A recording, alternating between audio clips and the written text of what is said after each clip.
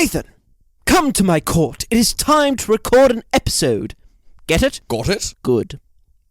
Hey Nathan, that's a reference to the film we're going to review. It is a reference to the film, but Brenton, why are we referencing films at the moment? Oh, I gotta say, guys, welcome to Classic Movie Banter. Welcome. I'm sending. If you obviously can't see me because this is an audio medium, but I'm sitting here with a glass of New Zealand Riesling. Oh mate, and we go. I'm having a good time. Is this the wine podcast? Mate, I just thought I'd get into character for the film we're going to review. But before I get into that, let's talk about what we're actually here to do for all of our new listeners. Welcome to Classic Movie Banter, the show where I, one Lord Brenton, and that guy, one Lord... Dunce Nathan, they say. We review movies that are 20 years or older. 20 years, Nathan. 20 years. What a milestone. That's younger than us. And, it is younger than us. Frankly, a lot's younger than us, Brenton. This is true. But yeah, we review these classic films and we tell you guys, our listeners, whether they're still worth watching, whether they still hold up, or whether they should be thrown, like a Band-Aid being ripped fresh off your leg into a garbage pit. They should be thrown, like Brenton himself, into the bin. This is past by date. You know what they call me? They call me Brenty Bin. You know what I mean? That's what they used to call you at school. I was very blessed, actually. We never got any shitty nicknames when you and I were at school together. Yeah, I mean, we didn't cop it, really. No. It's because we were the ones hurling the insults, am I right? That's bully Brenton right over here. Oh, there he is. Hey, here's a little pun to get you guys going, to get your juices flowing, everyone. Hey, Brenton, where you been? Wow, watch out, ladies and gentlemen, he's on fire. Like, comment, and subscribe, motherfuckers, because he's here. I love it, Brenton. I love that I'm doing this episode with you today. I think the last time you drank with me during an episode that we were recording would have been a long, long, long time ago. Yeah. What was the episode? Do you remember? It was one of the early ones. It must have been. It must have been like bloody, it must have been... I don't know, Animal House or Mononoke, like that early, like way back when. Wow. Yeah. Wow. I'm sure we have drunk at some point since, but I just can't recall it. I mean, we've drank plenty of times in between. Oh, we have. Haven't we, Brenton? We've enjoyed a few beers we here and have. there. We've enjoyed chicken burgers together. We've enjoyed some red wine. What a combo. Occasionally some white wine. We've drunk tea together. We're making our way around the what we should do? We should just casually make this podcast into a food podcast, but like really gradually, so listeners can't even tell that we've arrived there. I'm really sorry to not get into our film review, but the last thing I say before we get into it is that there was a night a few weeks ago when I was with Nathan. And he was showing me how to cook lamb. He was giving me a culinary lesson, a masterclass in how to cook the perfect piece of lamb. I do a good lamb. And yeah, you do. Thank you. That he wasn't lying. I'm not lying when I say it was a masterclass. It was full on. But the point was, it was for our regular listeners. You can imagine Nathan doing his cooking masterclass. And I just said to Nathan, I said, we should stop this film review shit and we should get a camera on you right now and we should do an online cooking show starring one Nathan. Yeah, but that's one dunce Nathan. I don't deliberately do... When I was teaching you how to cook, I wasn't deliberately trying to be funny. I was just explaining the instructions because I had never taught anyone how to properly do lamb with veggies and that kind of stuff. So I was just like a lamb steak. So I was just like, just saying the instructions as I said it in my head, in my private thoughts. Right, yeah. And so I'm like, just burn that motherfucker. Just like, but you were so passionate about it, dude. Like you were so into it. And I'm passionate about cooking food as well. I've got to give you a masterclass sometime. Here we go. You know what I had tonight? I didn't cook. I have cooked lamb since this masterclass. Ooh. But I cooked a beef rump steak tonight. Oh mate, don't get me bloody started on that. Here we go. Shit. Here's some more. And it was perfect. It was medium rare. And it was it was rested perfectly, and I just seasoned well. Oof. I lament that listener who's listening to this show right before they have dinner. So they're on the way home from work, like, listen to Classic Movie Banter. And we're saying this shit. And they're like, fuck, I need to get home. Like, I need to eat. Guys, I'm saying, tweet at us if you want us to transition this to a food podcast. I mean, we'll do it. Yeah. We'll do anything you ask us to, really. Really? Just tweet us. Brendan's got a gun. Watch out. Murder. So why are we here today, Brenton? Well, speaking of food, I want to take us back in time to Okay. a time when they weren't There having wasn't beef food. rump steaks, they weren't having lamb, but they were eating the mutton. You know what I'm saying? They were eating the mutton in the film of the Court Jester.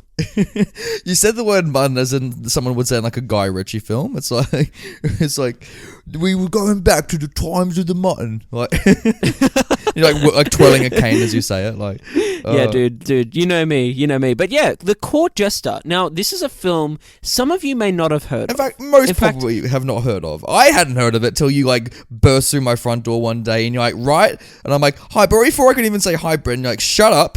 You're holding up a DVD copy of Court Jester and you're like, shut up, we're doing this movie. I said, shut up. This is a movie from 1955. We are watching this for the podcast and we're reviewing it, and you are going to give me a masterclass on how to cook lamb. I'm like, let's go. I'm like, how did you even know I have lamb in the fridge? And you're like, don't ask questions, and you just like you just push down the corner. And then like Hagrid in the Philosopher's Stone, I picked up the door and put it back in the frame. That's pretty much it. Oh, look, okay, the Court Jester. Let me pitch you this movie, Brenton. So, it's 1955. Welcome to London Studios, to Englandshire. Hey, well, thank you. Thanks very much. Where we make films, and I want to tell you this story, this movie I want to make. The Court Jester. Oh, I so don't want to pitch this week. Okay, so what's the story? So we're in medieval England, all right? Oh, cool. Okay, imagine, but not like... Is there mutton there, sorry? Or? Oh boy, there's mutton. Oh, good. Okay, so we're in medieval England. Imagine imagine a high school production. Imagine a high school musical, like that level of production. Like, imagine that budget. That's what I think you're about to give me, Mr. Producer, for this movie. Because we're going to set it in medieval England in a fucking forest. And... through a wild and bloody, there's a royal family in a castle, and there's bloody villagers living in a forest who have been outcast by the bloody city, that, you know, the castle people. And they're like, you know what? We don't want to be living out in the forest anymore. We want to be living amongst the people. We don't want to be exiles. So they decide to plant a mole inside the entertainment company that entertains the royal family. So they place their own Court Jester into the troupe, and he sneaks into the castle to gain favor with the royal family so they can plan a strike. Now, Brenton, you're probably already gripped by this story. You know, you're thinking, great, this is probably some heist movie. I am, but continue. You're like, you're in the mood, you're like, yeah, cool, this is going to be like British Inception. Brenton, it's nothing like British Inception. Oh. Because, you know what this thing needs? It needs music. It needs jazz. It needs bloody dancing and whistling, Brenton, especially that. So now imagine, okay, now we could get a good songwriter, Brenton. But I say, let's not waste any more money than we should. Let's have someone random write the music, Brenton. And let's put these songs in, and let's bloody, no matter what they are, let's do all of them. And no matter how appropriately timed they are, let's sing as many songs as we can in this movie. Not to the Les Mis level, but let's still do a lot. And let's also do some star casting, Brenton. When it's 1955, who do you think would be a good comedic lead for the Court Jester? Oh, a good comedic lead in the 50s. Mm-hmm. Oh, mate, I don't know, but it sounds like you've got a suggestion. Mate, I've already got one at my back pocket. In fact, he's literally hiding in my back pocket. Let me just pull him out. Oh, get him out. It's Daniel Key. It's the Key. K. I want to say his name is. Imagine our friend Lachlan from high school. Oh, and yes. Hi, just Lockie, personify him as its lead character, and that is... Dude, I couldn't agree more.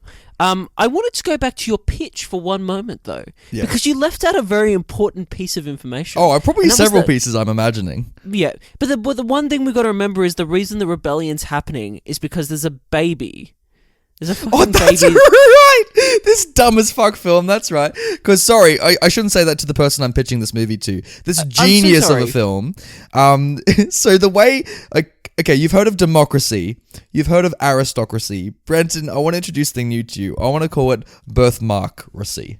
And it's where some young fucker who's just been born has this purple birthmark, and everyone's losing their shit because that's the sign that they should rule a kingdom. And so they want to instill this baby onto the throne via the shenanigans of the Court Jester. Exactly. And where is the birthmark placed, Nathan? On the ass. Oh, it is on the arse. Yeah. Yes. And you know what? I have a birthmark, Brandon. I've got a bloody birth. It's very well positioned. It's exactly where a watch would be on an arm. It's on my right arm.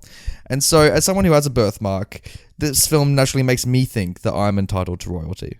Nathan, you are. You definitely are. Thank you. Like it wouldn't surprise me at all if you opened your papers tomorrow morning, ladies and gentlemen, and you saw, on the front page they discovered that, in the royal line, that they'd made an error at some point in history, and they'd realized that one Nathan was the next in line to the throne. Like, forget this George stuff. And the headline is Court Jester ? Like. And there's just a picture of Nathan just hanging there with his birthmark on his wrist, hey. I did it, everyone. It's Let the good times keep rolling. Yeah. I hope it happens. Jeez, mate, God, I hope it happens. I would be the worst world leader imaginable. Like, God, I would burn this planet to the ground. The royals aren't world leaders. Let's be honest, though. They're influencers, maybe, but yeah.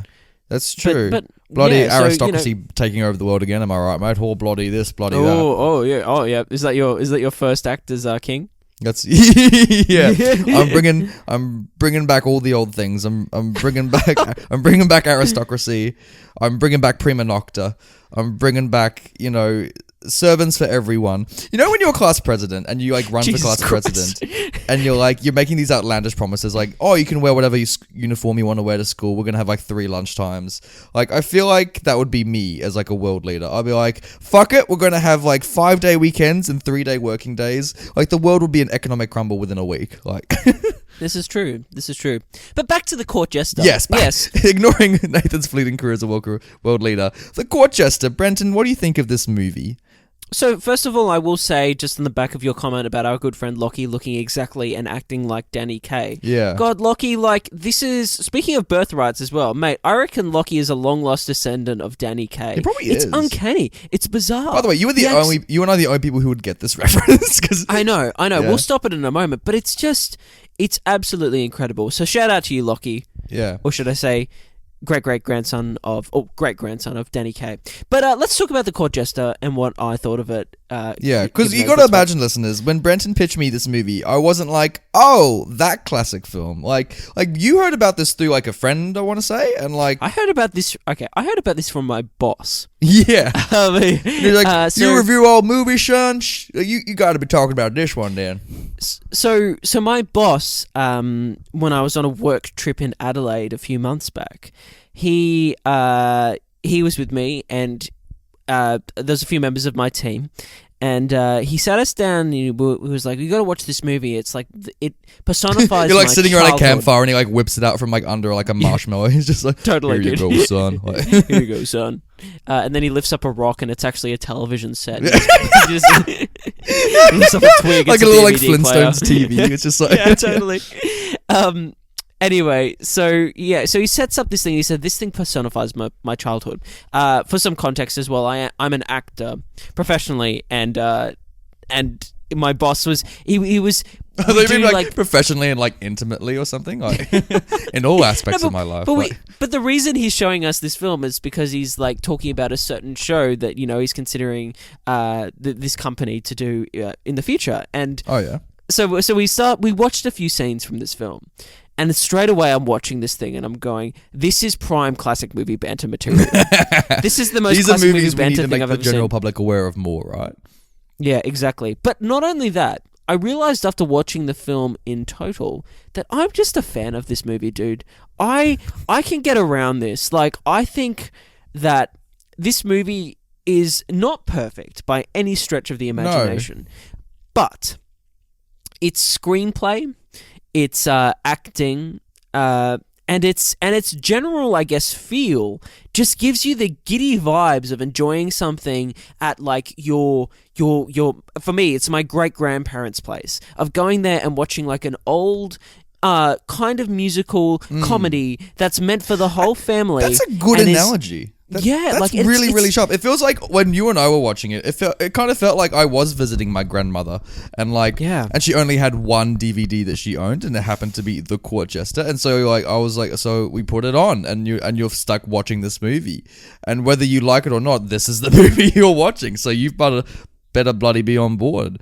So it does remind me of that, Brenton. It does, and it does take you back to a certain extent, because films are not made like this today at all. Like, there's no movie that exists that came out in the past 12 months that is the Court Jester. You know what I'm saying? It's a very unique movie, isn't it? Because I agree with you on a lot of it. The dialogue is so sharp.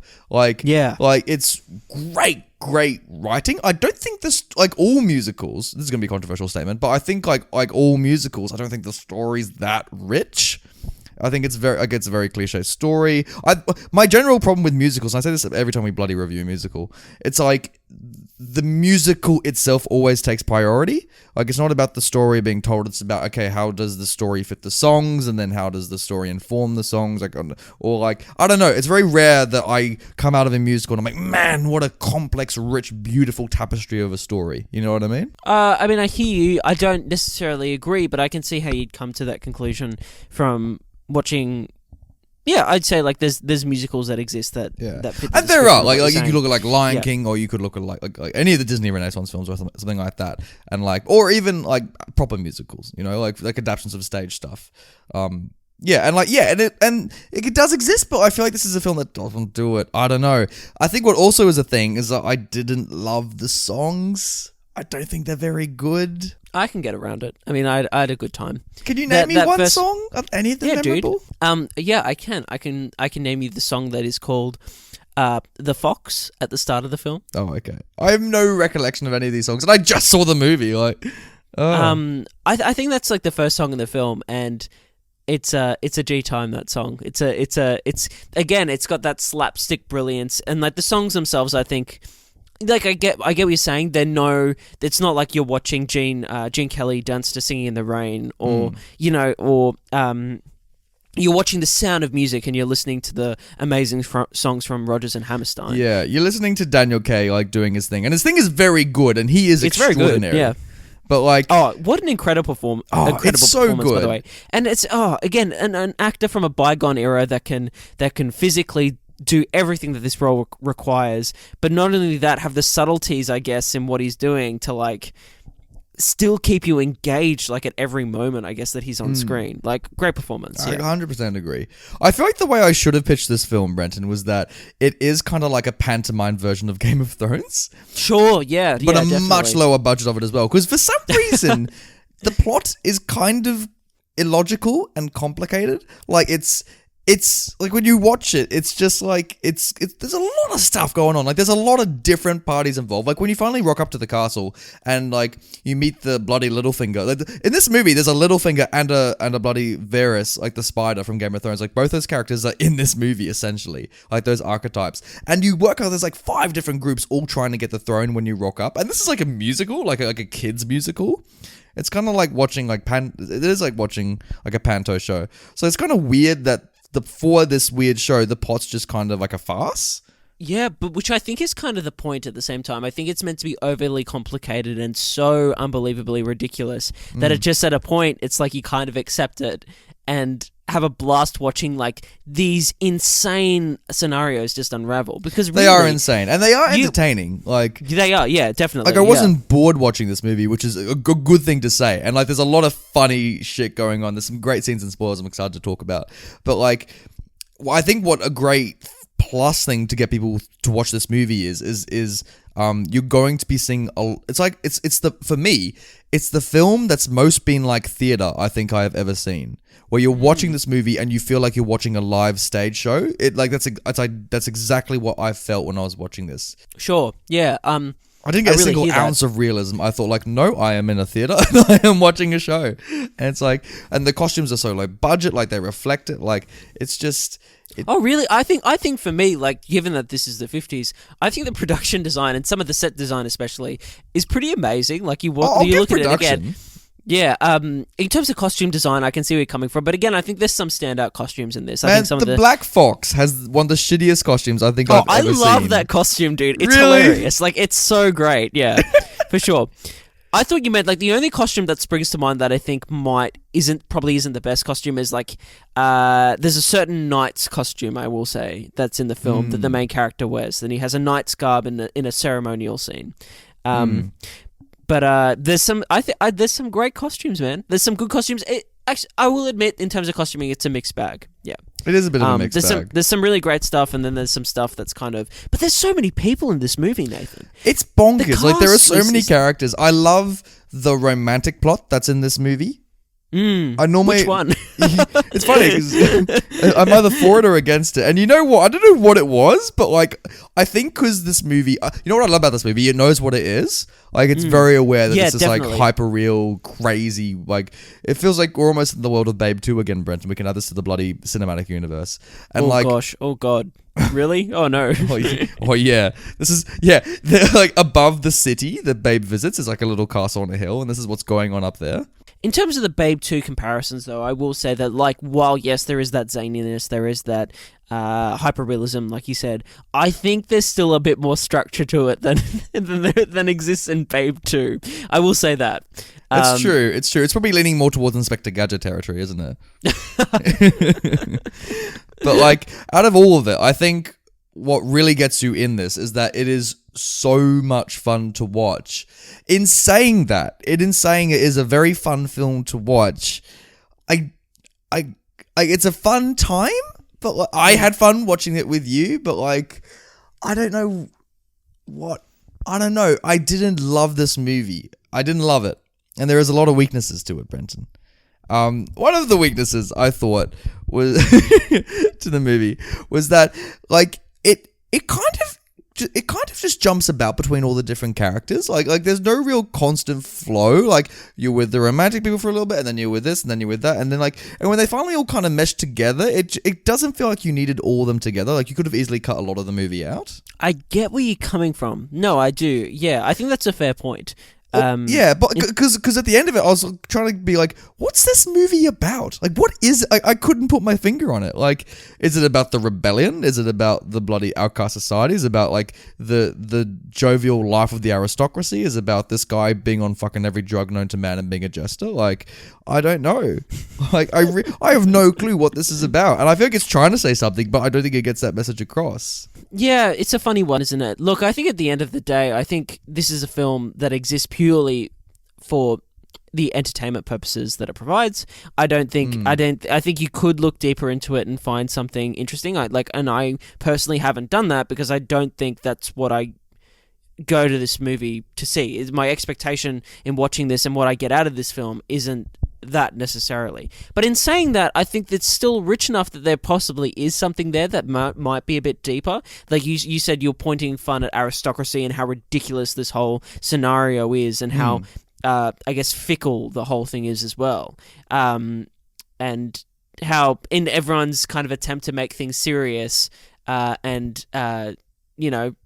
which it is a serious scenario when you look at it on paper. In reality, it's just so insane and ridiculous, and that it's just these people quabbling over, literally nothing. literally nothing at the end of the day.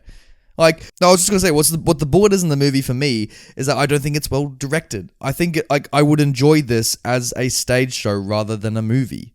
Like, I would go to the theater to see this. I would love seeing it at a theater. I think it'd be so much fun at the theater, but I just don't think it's very cinematic or it's very movie-like.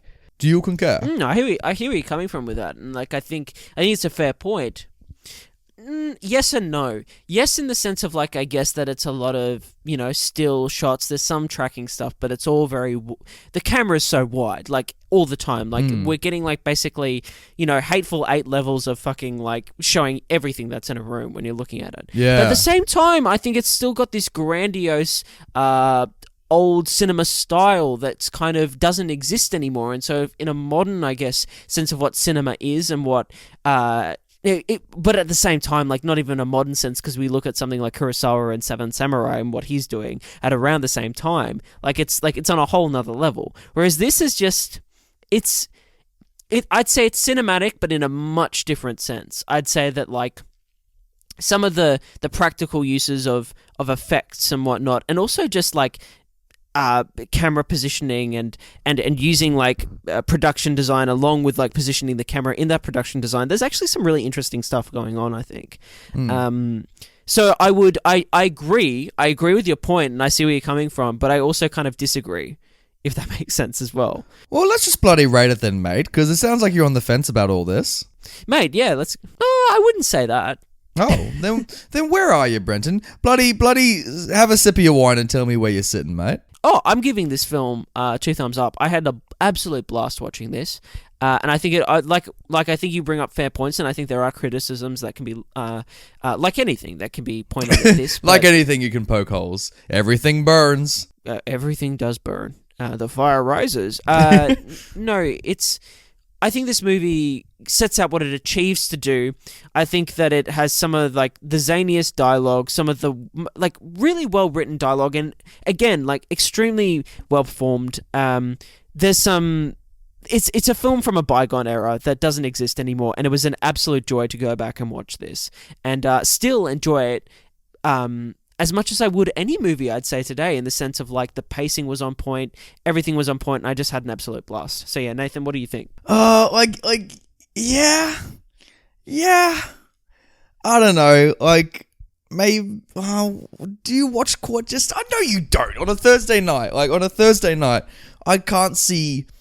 I would, unless like you're reminiscing about films from this time. Like if you love pantomime, then you'll love this. I just don't think it holds up, which is that central question you and I ask each other. Like in 2019, is this a movie you should be watching? Like I don't think so. Like it's fun, it's light, it's like a salad, but you know, at the end of the day, like I don't go to the bloody cinema to eat a salad, Brenton. You know, I go to have that fucking lamb steak, boy. That's your quote of the year. That is your absolute quote of the year, that this film is like a salad, but I don't go to the cinema for a salad, I go to the cinema for a fucking lamb steak, boy. That's the peak of the podcast right there. So I follow that with a bloody thumbs down, mate. I'm sorry. Hey, you do you. I respectfully disagree. I think this is a movie that, like, on a Thursday night, and I get it's a personal thing like anything, but like I'd be more than happy to watch this, and I think some people would as well. And I think if what you're hearing me say about every movie has its fans, mate. Yeah. But I'm saying if what we're saying in terms of like this film, if it interests you at all, like no second thought, just watch this movie because I think you'd get something out of it. All right. Well, then let's rip. I'll bloody rip your band-aid off, mate. Just go. Shh. Oh, there's another one. Get it off. You don't even react to like losing band-aids anymore. You're so used to it. It's like I know. Yeah, I've become accustomed to the pain, as it were. Well, there's no pain anymore, but I remember as a child, I used to be horrible with band-aids. Like, you know how people are like, oh, just pull it off quickly, it's fine. I was a kid because I learned that lesson, but then I'd still be a coward and I'd still want to do it slowly and that kind of stuff. So for years, I was just horrible taking off band-aids. But do you know, similarly to you on that, I think with Band-Aids, I was like this kid that got some weird pleasure in a weird, fucked up way of like... You just see Brenton with his girlfriend, they're like carrying a packet of Band-Aids into the bedroom. You're like, ooh. Oh, Jesus Christ, Nathan. Let's not even go there. No. If... Like, I would often, like, take a Band-Aid off slowly because, like, obviously because I don't want to, like, rip it off because of the pain. I just want to feel the pain so I feel something in my life. But it wasn't that. But it was kind of like I preferred to take it off slowly and experience that slowly. Jesus, it's like you don't do drugs, but you do this instead. Like, dude, I sound insane, but like I don't just. Could you imagine? You're at a fucking party. Everyone's sitting around like a campfire. Everyone's like passing around like a joint of marijuana, and then Brenton just passes it along, doesn't have a puff, and instead just leans down to his foot, and there's like a Band-Aid exposed, and everyone's like going, ugh, and then Brenton's like, I had this weird thing though that like I'd try to like keep like each hair attached to like my leg or whatever if the Band-Aid was on the leg, because I didn't want to like rip it off. And like, are you fucking insane? That is the most ludicrous thing I've ever heard anyone say in my life. Come on, I was like 5, let's be honest. Like, and I'd sit there like 5, tugging at this and you thing were precious about off. Losing your. What leg hair does a 5-year-old child have? No, I don't know, dude. Like, there's still like fluff there, like on your leg, like whatever. You gotta 5-year-old Brenton's just like, if I lose this hair, I'm practically losing myself. And he's just like, we don't lose a single soul. I reckon before I was like a teenager, like right up to that point, like if I had a Band-Aid, I'd do that. I'd take it off slowly because there was some like part of me that just didn't want to rip it off, and it wasn't necessarily because of the pain. Because when you think about it, it's just better to get it over and done with. But it was like, no, don't do that. I will take this off slowly and try to like one, save my leg hairs, and two, like. So what changed? What made you go, no, fuck the hairs, they can go? I grew rip the off. fuck up. That's what happened. Dude, That's so what good. A tangent. Oh, Jesus. no, everyone but you know thinks what the I'm correct way insane is now. of taking off Band-Aids? You know what the official correct way is? What? In the shower. Let it just bloody get damp enough and they'll just fall off on its own. That's true. That's true. Hey, Yeah, go for a swim. Go into the pool. That's hey, what you do. We're turning this podcast into a cooking podcast, but now I'm thinking we just added like we A just do first another aid show. element, like Yeah, like I reckon like Nathan's handy tips, like just that'd be great. We You know chuck what I in mean? some first aid advice every week, like give some medical information. It's like, here's what happens when you have cardiac arrest, e.g. when you watch the film Cats. and I think my podcast would be something along the lines of insane people like. Yeah, we all know one. There you go. There's the name of my show. Coming soon to a podcast server near you. It'll just be me saying stuff that I think is really normal, and it's just not at all. And like, you'll hear me in the background, like off mic, just be like, "The fuck are you on?" Like, oh, hey, dude, let's get into this film's spoilers. Spoilers. Spoiling this movie, yeah. mate, I know how much you can spoil from Court Jester. It's just good Nah. scenes. I feel like narratively, there's nothing you can spoil. What can we talk about? I don't know. Let's talk about the love plot that you were talking about. It's great, isn't it? Dude, it's fantastic. But can we talk about some of the actors that are in this as well? Yeah. So in Mary Poppins, you might remember that the children's Jane and Michael's mother was in that movie. Well, she's also in the Court Jester as like the lead love interest, but also like she's the leader of this band of rebels in terms of like she's the leader of their army. She's like their general, I guess. She's the bloody Joan of Arc of this world. Yeah. And dude, I thought she was great in this movie as well. Oh, she is a very good looking woman in this movie, may I say. Yes, she's incredibly beautiful. But no, like regardless of her look, she does a great job. I thought her I character think had she's real fantastic. depth. Yeah. And I like, at first it's kind of like, because the love plot is kind of set up really early, and then obviously there's a whole bunch of other shit that happens around that affects it. But yeah, I thought it was a really strong pairing between these two leads. Yeah, they had great repartee, if I were to use the term. Like, yeah, it was really lovely, and I love that scene where he gets hypnotized by that fucking witch, and he swings into a bloody bedroom. And he like keeps on switching from like aggressive Court Jester to like chill Court Jester. Oh my god, dude! Like some of that stuff with the clicking notion of like the hypnotism, like the final sword fight as well in this film, and like how it's such a simple premise but so funny. Like it's old school humor, like exactly, and it's just performed so well by our good friend Danny. That old mate Danny, he's doing a good job. Like, well, we love you, Danny. Oh, we he's love great. You, I love it. And obviously the lines are extraordinary. The best scene in this movie, easily the best scene in this movie, is when the witch is explaining to him which cup is the poison. And I can't remember the line. I should have written it down, but it's like the dragon in the wagon, and it's like all that kind of shit. Do you remember it? Oh, dude. And it's insane, like their technical ability to do these like insane tongue twisters, to smash through it. But the Court Jester, he's like put in this position where he has to do this bloody like jousting competition, and the chick's like, "Don't worry, we're gonna fucking poison the other guy. It's gonna be G. Here's where the poison is." And eventually, rumor spreads throughout the camp as to the cups being poisoned, and you see all these different groups of people have to try and memorize this fucking rhyme, and it just keeps escalating, and it just builds, and by the time it goes to like 10 minutes, and by the time they finally get to the fucking cups and they're about to drink, the king's like, "Oh yeah, no, you don't need a drink." Like, it's so good. It's like, great. It's fantastic. Yeah, it's great setup. Great setup. Yeah. Can we also talk about, in terms of like, I just think this is interesting to talk about as well, that Angela Lansbury is in this film. Is she?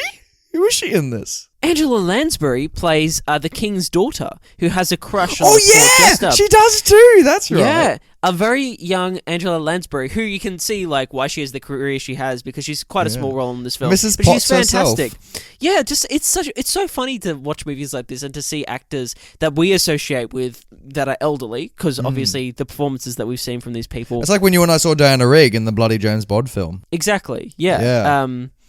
Yeah. And Angela Lansbury was great in this. I really wish this had continuity with bed knobs and broomsticks.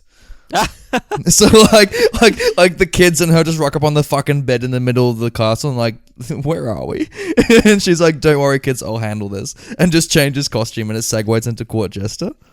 or like it'd be really funny if that it's like Bedknobs and Broomsticks is like a direct sequel to The Court Jester. And that Angela Lansbury in that film isn't actually a witch herself, but she actually has her assistant witch that is really doing all the magic, like in the background. And like, but also it'd be so funny if there was like a little scene in The Court Jester where she brought like all the armor to life. And it was like stomping around. Oh my goodness, yes! Just like Bedknobs, that would be amazing. Like, oh, dude, Bedknobs and Broomsticks. What a film that we should do on the podcast at some point, because no one talks about that film anymore. And you know what? I was at a party. Goes to show the level of the parties I go to. I was at a party maybe like 2 months ago, and I was chatting to someone about that movie, and they were saying, because I think I was saying, oh yeah, I do this podcast, I review old movies, and they were saying, oh, I saw Bedknobs and Broomsticks, and it doesn't hold up, and I'm like, excuse me. How dare you suggest that Bedknobs and Broomsticks doesn't hold up? This is an iconic film. It's so good. So maybe we should review it. If it doesn't hold up. Like, I remember loving it. Yeah, dude. I'd be more than down to watch it again, especially hearing that. That's really interesting. Yeah, Hey. I'll definitely get around that. Brenton, do you love that in this movie, the vine conveniently reaches all the bedrooms? Dude, I love that it's like the same shot used over and over again. And that it's like the same It vine, is. like you said, and he just like takes him to all the rooms. That sequence is fan-fucking-tastic as well. Like when he's swinging between all the places, and he's walking into like say like the room where the assassination plot is happening. He walks into a room where there's a love scene between him and Angela Lansbury. And he's just like taken over by this new persona that the witch has made him into, and he's just going between all these places and the witch herself as well.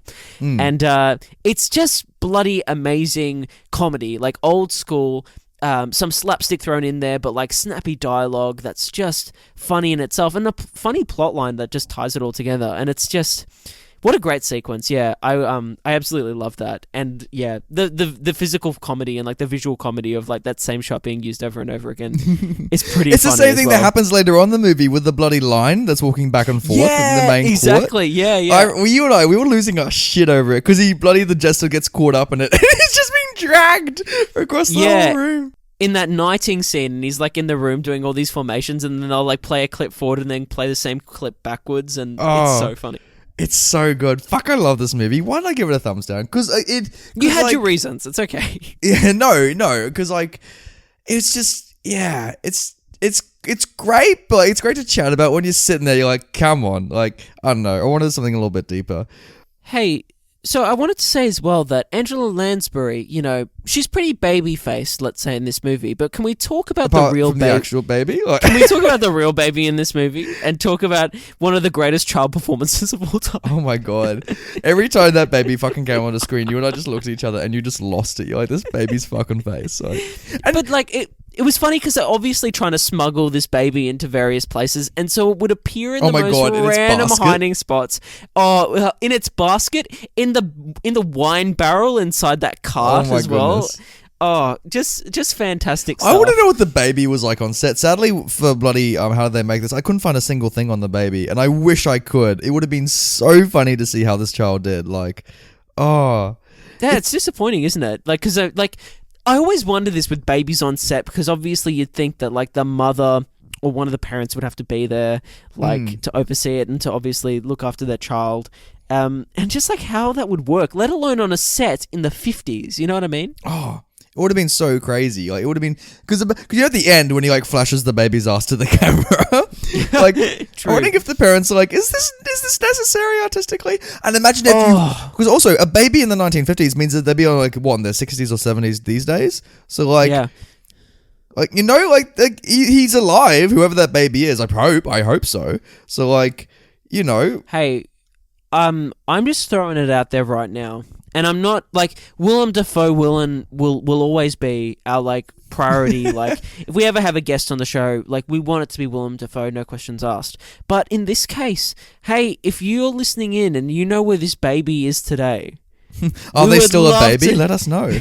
We would love to have you on the show and to chat all things. All you things have no the Court recollection Jester. of it, but it'd be interesting to see if just like people recognize your name or like your parents had insights on what filming that was like. Like it'd be funny to hear. Dude, it'd be so funny if we did if we put on our YouTube page, we put on like a movie commentary where it's like us watching the Court Jester along with the person that played the baby, like just reacting. And to he's the movie. like, and he's watching the movie for the first time in years, and he's like, wait a minute, and he's like, my ass is in this film a lot. So yeah, I kind of mentioned it as well. Like the ending of this film is just insane. Like it's the best thing I think I've seen in a very long time. Like the whole fight scene, but not only that, when the midgets come to save the day and they jump out of the ceiling basically, and then for some reason they obviously knock all the soldiers protecting the king out, and then they start this weird like human conveyor belt as they like start passing these bodies up to the trebuchets that are on the parapets to launch them over the side of the castle into like the ocean. Oh. It's like the most fucking crazy thing you've ever seen in your life. Because it makes no logistical sense that this is how they get bodies out of the castle. And it's crazy because out of nowhere, like hundreds of these small people just like ambush the castle and they're going ape shit over all the knights and they're winning, like they're kicking their asses and they're just throwing them out of the castle. And this conveyor belt, like the fact that they can perfectly kick their feet up and like have these bodies hop up the stairs as like they themselves have made this conveyor belt. It's so stupid. And like what ties into this scene, can I say what stills this movie, Brenton? Oh, mate, let's get into it. Let's get into the stilling of this movie. So you know what stills this movie, a bloody screenshot we took from this film, was that right before the scene happens and you work out what's going on, bloody, who's the character that he's hiding in? It's like... I don't even know. It's some rando that like a walks bloody up. thing opens, like one of the dresses opens wide of one of the people. And as this dress opens, the camera kind of pans down, and rather than seeing legs, you see this like 3-foot person, this 3-foot man, just like poke his head out, and he's in the most like High School Musical kind of medieval costume you could imagine, and he's got this like kind of Mexican mustache, disgusting mustache, and he's just pulling this weird expression as he's like cutting the main character free. And it's just like when this scene happened and we were watching this film, we both doubled over, like rasping for breath as we were laughing so hard. And then we ended up having, like, we instantly, like, we didn't keep watching the movie. We rewinded to this still and screenshotted it because this thing is just like, it's too good. Like, this exists. This exists, like in film history, and no one talks about it. No. If anyone wants to see this photo, it's on our YouTube video of this episode, so please have a look at it because it's so funny. Like, it's so funny. I love it. It's such a stupid plan. Fuck, this is such a dumb movie. It's so dumb, but I love it. Exactly. It's. I mean, it gets you. Like, this movie makes you feel in a way that no other film I can kind of recall like does. Like, you know what I mean? I'm glad I've seen it, but at the end of the day, it's just such a nothing movie. It's just so fluffy. Like, I love it. I love that we watch it. I love talking about it, but I can't imagine many people sitting down going, what a delicious film.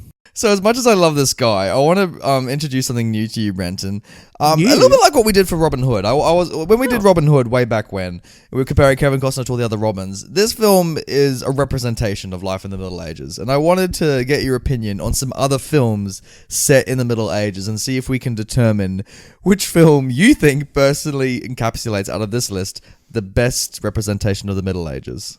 From this list, name them from for this me, list. please. So I've got maybe off the top. I wrote this off the top of my head. I've got maybe 8 films. So let's just go through them, and I want you to rank it as far as if it's very accurate to the Middle Ages or if it's not. And so let's give it a 10 swords out of 10. That's like the most. Yeah.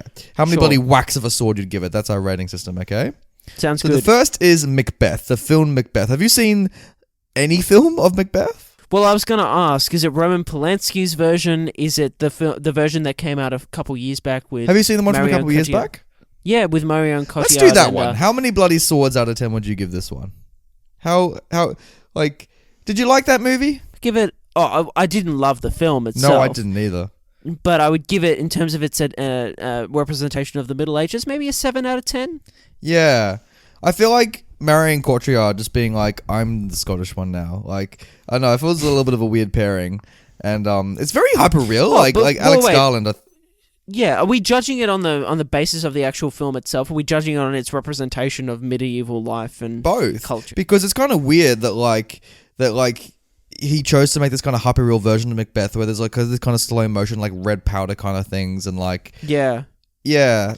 Well, I'll give it a 5 out of 10 then, if we're like more considering as well the actual movie itself alongside it. So 5 swords out of 10 for me. 5 swords out of 10. The other Shakespeare is obviously Hamlet. What do you think of your Hamlets? Which Hamlet are we talking about? Let's go Kenneth Branagh. I like that one. Okay, that's not really medieval though. Isn't it? Maybe I got the time wrong. No. Let's skip Hamlet. I reckon. Okay, no Hamlet then. Robin Hood. Well, we've already done all the Robin Hoods, but like, is the Kevin Costner any more medieval than this film? Because I feel like they would. You know what? They would cross over quite well. If Kevin Costner rocked up in this movie, I think they would have made it. It'd be great. In terms of, I mean, I love this movie so much. I love the Kevin Costner Robin Hood. Like it. Oh, it's fluffy like this film. It's a good comparison.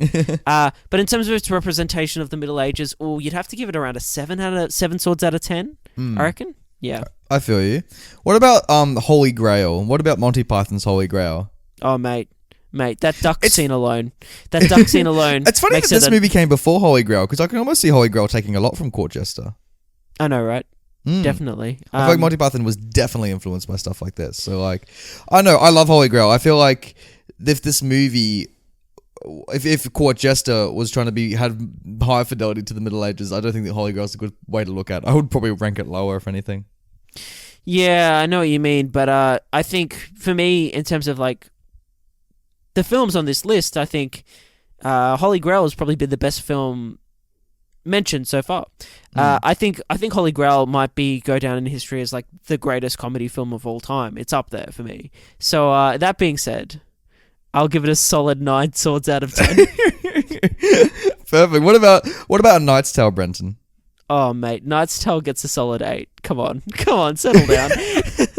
Like, I don't know, when you're listing all these films that Hollywood's done set in the medieval times, it's I know I just did this off the top of my head, but they're all kind of like, they're not really kind of showing the plague-esque era of the medieval ages. No, they're not. They're not. A lot of these are quite fun, actually, which is hilarious. It's when people look back on the Middle Ages, I think because it is known as such a low point in human history, so naturally they make it filled of this like frivolity. Yeah. Yeah, 8 out of 10. 8 out of 10 swords for Knight's Tale. 8 out of 10. What about The Sword and the Stone? Disney's The Sword and the Stone. Dude, that's got to get a 6, unfortunately, purely because because of magic, like. Yeah, exactly. Yeah, that little like wrinkle. Like. But also, like, do you love that movie? Do you reckon that one holds up? Oh, I haven't seen it in years, my friend. But I remember enjoying Sword and the Stone, but like I just haven't seen it in a little while, so I can't. What about Braveheart? How many swords out of 10? Braveheart, I feel like, is very accurate to the Middle Ages. I feel like Mel Gibson really tried to make that high fidelity. But the film itself isn't my fave. Maybe I'll give it an 8 for its effort. And then what about from Braveheart to Pixar's Brave? I've never seen it, so I can't comment. Oh, that also has magic, so I'm going to give that a bloody 5 swords out of 10. I like that the film I gave the most swords to was also a film that has a scene in it in which a knight loses all of its limbs and yet still doesn't feel pain and hops around on one leg while they have it, and then still wants to continue the fight after losing all of their limbs. Anyway, I think we've concluded from the segment, Brenton, that representation of the Middle Ages, there's room for it to improve. Exactly. So Nathan, I've got a question for you. Yes. How did they make this making movie magic? Yeah, Brenton, you know what? I love how they made this movie because it was an expensive movie to make, Brenton. In 1955, this movie cost $4 million to make in 1955. Wow. And it was the most expensive comedy film ever produced at the time. And it bombed. It lost so much money. It only brought in $2.2 million of receipts. So it lost, just in the production budget, not even counting marketing, all that kind of stuff, it lost $1.8 million. Wow. Which in 1955, yeek. What a shame. I'd like to say at this point that Danny Kaye's daughter, Dina Kaye, said for the rest of his life... Danny and Dina, that's their name. Yeah, exactly. When people recognized Danny in a restaurant, they would walk up and spout the entire brew that is true speech to him.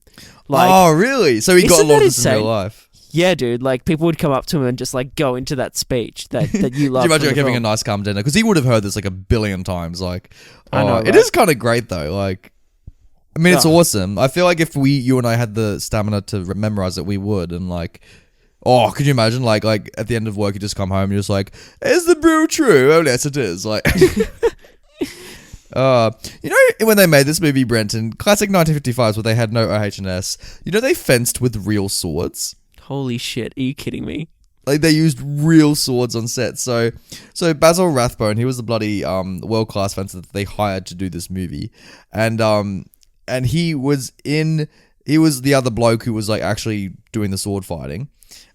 With bloody Danny Kaye, and like he admitted that later on he almost skewered Danny Kaye's sword because he was trying to not hit him, but he accidentally fucked up a couple times. Oh, jeez. So that would have been a little bit dangerous. Imagine you're Danny Kaye and you're like, this sword literally could kill me if, like, you know. Why would they use real swords? Why would they not use a fake sword? Why not? Why not, man? Come on. I wanted to say this as well, that unimpressed with him in tights, the producers made Danny Kaye wear leg falsies to improve the shape of his legs. This adds a touch of irony when Hubert Hawkins offers the princess all of him, including his legs and calves. Do you reckon that was written in there because of that? Maybe he improvised it, dude. I don't know. Oh, that's great. I love the banter on set. And another thing I saw was that when the king is kicking him, like every time he makes a mistake, those are real kicks. So like they didn't just add the sound effect. Like he literally kicked him. And they did that over 11 takes. Holy shit. And so afterward, Danny said he had bruises from the shooting day. Wow. But that was the life of an actor back then, you know? You bloody take the kicks and you bloody climb the ladder for it. Exactly. My last fact is this film is included among the American Film Institute's 2000 list, so the year of 2000 list, of the top 100 funniest American movies. Oh. There you go. Oh, I haven't seen 100 American comedies, but for now, sure, let's put that thing up there. Like, hey. But Nathan, let's look at this film's poster. Let's look at it, because what's going on with this poster, Brenton? It's something, dude. I gotta say, I'm not the biggest fan of this poster. No. I appreciate it for what it is and for the time it came out, but it's like, how would you describe this poster? It's like you see Danny Kaye, so you see him in the bloody Court Jester outfit. Imagine like a jester, and he's got a ukulele and a fucking like wand or whatever it is, and he's pulling this expression as if like someone's just seen him naked, and he's like, ooh, and in the background you kind of see his entourage like on the side of a hill, and at the bottom of the poster you see him surrounded by two girls, and he's kind of like both shoving them away, saying like, no, you're not the Court Jester, I am. And like, I don't know, it's all very shitty, for lack of a better word. I don't know what you replace this poster with though, because obviously you need Danny Kaye, and I feel like maybe it should be Danny Kaye maybe in his outfit he wears at the end of the film, and that kind of like swashbuckling outfit he wears, maybe with a sword in one hand and his, what are they called, a lute in the other, and he's standing there and he kind of is pulling the same expression, like he doesn't know which one he's meant to use. Yeah, and like it just needs to be something simple like that. I think what actually, you know what the poster should have been? In the center of the poster should have been a hand rising up and with fingers like ready to click, and then on either side of that hand is two versions of the Court Jester, one with the bloody sword and the other one with him fucking dancing about. Sure, man. That sounds like fun. I think you and I very easily can make a lot of different posters that do 0 out of 10 for this poster. No, we've made better ones, Brenton. So Nathan, Title talk, yeah. Yeah. The Court Jester, it's kind of bland, to be honest with you. It is. I think it's a suitable name, though. It's fine. It's funny, because you and I, when we do title talk, we say that, like, for a good title, like, putting your protagonist as the title normally does the job. But in saying that, I don't know, it's kind of... Court Jester, I don't think it hooks me into this movie. Like, okay, so what would you call it, then? I feel like it needs like a long kind of like fairy tale kind of name, like a traditional kind of name, like the Flight's Fancy of the Jester, or To Court a Jester, or like. Ooh, that's a good name. That's a great name, dude. To Court a Jester. Oh, see, there you go. That's how you do it. Yeah, man. Mate, bloody like hell. that. You just put 5 more seconds of thought in and you've got a bloody hit on your hands. That's how you do it. Mate, you know what they should do? They should pass the power. Power to the people. Let's pass it to the people. The power. We're really nailing these segues, aren't we, Brenton? Like, hey, man. That's why I get paid the big bucks. all of them. all 3 of them. Rotten Tomatoes, the be-all and end-all.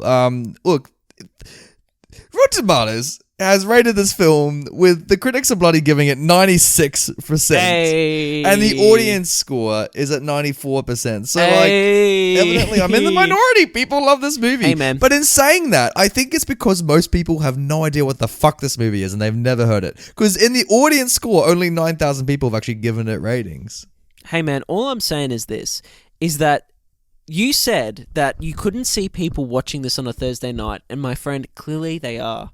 People are laughing at the bit. I think it's because like no Jester. one's heard of this movie. Like, I don't know who the hell I would go up to and think, "Oh, have you heard of the Court Jester?" I feel like even my I would have to like really chat to grandparents and really say, "Do you remember this movie?" Like there's obviously a crowd for it, but like I feel like it's long gone out of pop culture's eye. Well, let's talk about Nell Minow and what she thought of this film from Common Sense Media. She said, terrific family fun. And that's a great way of putting it. It is good family fun. I feel like as a child, I probably would have loved this a lot more. Yeah, I reckon man, I wish I'd watched this movie when I was young. I reckon I would have bloody loved it. Oh, be way better than watching fucking Cats on repeat. Like, imagine if you... fuck off. Imagine...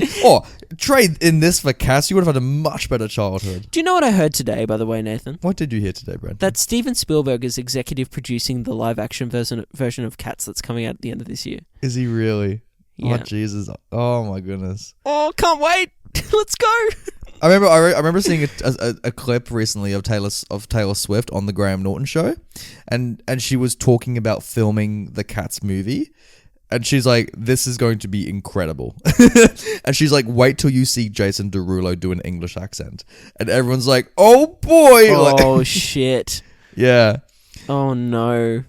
Michael T, he gave the Court Jester 4.5 stars, and he wrote, "Without a doubt, Kay's best film, a wonderful cartoonish mixture of farce, satire, and song, and with a stellar supporting cast. Includes the classic exchange, the pellet with the poisons in the vessel with the pestle, a must-see." Hey man, like Danny Kaye is just absolutely insane in this movie. He is insane, and what a performance! Like, yeah, it's incredible, incredible. I would recommend scenes from this movie rather than the whole movie. I feel like your exposure to it when you first watched some scenes rather than the whole thing, that was like a good, like that's how you knew you wanted to watch this movie. People should do that first before they decide if they watch this. Sure. But Daniel S gave it 2.5 stars. Oh no, Danny, what's going on? The plot is cardboard. Many of the attempts at running jokes are feeble, and the whole thing jolts to an abrupt end with plot threads left hanging. However, Danny Kaye is by and large plenty entertaining, and there are some delightful musical numbers and a few jokes that really hit the mark. That's Daniel pretty S, good. 2.5 stars. It sounds like you were conflicted on this one at the same time. Yeah. I feel like I called it salad, he called it cardboard. We're all around a bloody table of mediocrity, Brenton. Mate, it's not cardboard. Come on. It's crystal. So Ketchutar J gives this 4 stars and simply says, "Lol, the birthmark, ellipses." The birthmark's pretty good, though. I love that is in the movie. Like, if you come out of it and that's what you remember, like, obviously the movie did its job, because it is kind of trying to point out the pointlessness of everything. I feel like this is almost absurdist cinema, like, as to how pointless it all is, you know? I get what you mean. Yeah. But Asa B gave it 4 stars, and she said, "An all-round fun film that was made for those rainy Sunday afternoons." Oh, yeah. Actually, this would be good for a rainy Sunday afternoon. Maybe we should include that in our rating section. Is this a Thursday night movie or a rainy Sunday movie? Like, hey, man, I'm down for that. Moonbat also says, "My mum can recite the whole Chalice from the Palace thing on cue." Well, Moonbat, your mum needs to get a life. But that would be lovely. Imagine growing up and your parents consistently reference this shit. And so, like, when you finally arrive at this movie and you think this is where it came from, like, you know. But I must say, like, I definitely quote dumb as fuck things from movies. So, like, if people haven't seen that movie, they think, really? Why on earth are you saying that? So I can so get where she's coming from. Dude, it's like, just think in like 50 years' time when we are old and frail and had it, and our grandchildren come to us and we start quoting fucking Zoolander or Anchorman to them. Like, can you imagine? They'll leave our bloody apartment and we'll be like, out are you? Like, but think of, like, Spider-Man 2002 is a perfect example. You and I quote that thing non-stop. Imagine the listeners who listen to this show, who've actually listened to us the whole way through, and they still have yet to see the Spider-Man movie. And all of the quotes you and I pull out of it, imagine what their impression of that movie must be. Imagine what they must think of the podcast. Jesus Christ. God. Yeah, I know. Tell me, right? Oh, God. It was Thor commented on YouTube. They don't make stuff like this anymore. And it's true. Do you wish this came back? This kind of stuff? I don't know. I don't know what it would come back as. You know what I mean? I know if it can. It's like you just see like the corpse, like a dead horse. You're like, part of me wants it to. Like, it'd be really cool to see a renaissance of kind of that. You know, come back of like this like musical comedies, like not even like just these grandiose old movies that are kind of theatrical in a large sense. It'd just be interesting. Well, hey, Cats is coming, so hey, it could be the start of the revolution. But Amy Fisher says the movie was actually a flop when it came out, but became a cult favorite after it started airing on television. Danny Kaye said once that happened, people would come up to him on the street reciting the entire pellet with the poison bit to him. You know what? At least he got something out of this movie, Brenton. Hey, that is the Court Jester. That is the friends. Court Jester. That movie that every listener was asking us to do. They're like, no, don't do bloody 1984. Don't do Citizen Kane. No, Banter boys. Do the Court Jester. That's what the people want. Hey, and we delivered. That's all I'm saying. You know what I mean? We did deliver. So thank Nathan, you for listening. What a pleasure. Yeah. Yeah. If you're on bloody the podcast app, give us a 5-star and write like I'm a Court Jester too. Hey, can you also tweet at us and let us know how many times Nathan has said bloody this episode? I just like a count on that. Oh, am I ramping it up, Brenton? Is it because of all the sword stabbing in this movie? Like, I'm not sure. Oh, I'll tell you what, I've had a few glasses too. Here we go. No, settle down. How was the New Zealand white? Was it gorgeous? Oh, beautiful. Wonderful. Yes. Well, Brenton, I don't know about you, but I think it's time we should storm a castle. I think it's time as well. Hey, do you have a baby with a birthmark on its ass? Brenton, what if I'm the baby? Oh, no one needs to see that. Brenton, look at it. It's purple. Let's go.